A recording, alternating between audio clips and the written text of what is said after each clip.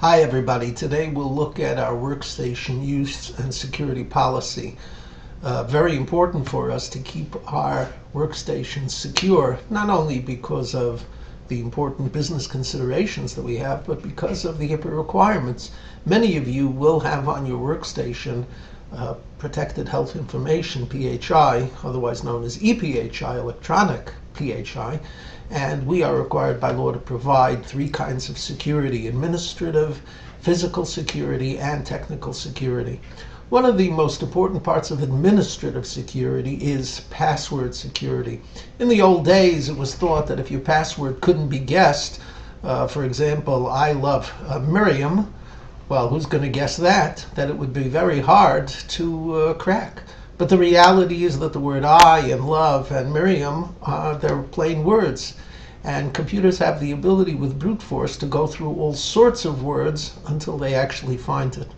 Now, hackers find your computer by accident. They're not necessarily looking for your computer.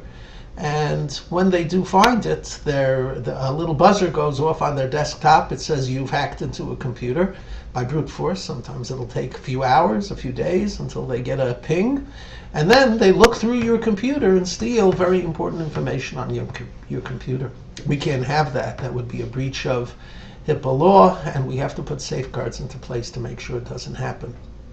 Today, based on the new National Institute for Standards and Technology, we realize that the two most important factors for password security are the length of the password and entropy. Entropy, according to the document in front of you, simply means the more uncertainty there is. And therefore, the example that we give, golf kangaroo crispy halitosis, these are words that are unrelated to each other, and it's a very long string, would take hundreds and hundreds of years, I think 4,000 centuries is what it says in the document, to crack on a home computer.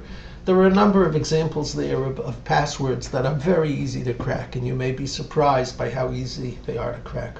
So at our company, we are going to be instituting very shortly a password that's a minimum length of 14 characters.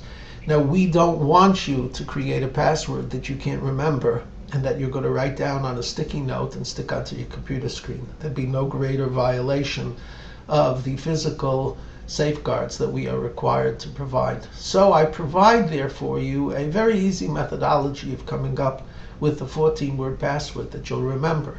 Now, some of you may be wired for this kind of password, golf kangaroo crispy halitosis, and that's great. That's a great password. And by all means, look at the document. There's a website that you can use to check your password. Password.kaspersky.com will tell you how long it will take for a computer of different power to crack your password. So don't settle on a password that will take 8 months to crack, because what will take 8 months to crack on your desktop will take a hacker a couple of hours on his souped-up parallel processing supercomputer that's home-brewed and quite powerful.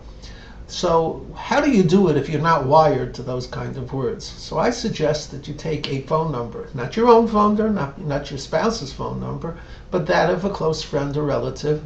Now, a phone number with dashes is already 12 characters. Simply add an alphanumeric before it and an alphanumeric afterwards, and you'll always remember the password. We're not requiring you to change passwords routinely, because when you have a long password like this, it's far more secure to have a password that you remember, that you can use for all time at your company, at our company, and only change it when you've been notified that there's been a danger of a breach or a virus. So keep a safe password and keep your computer safe.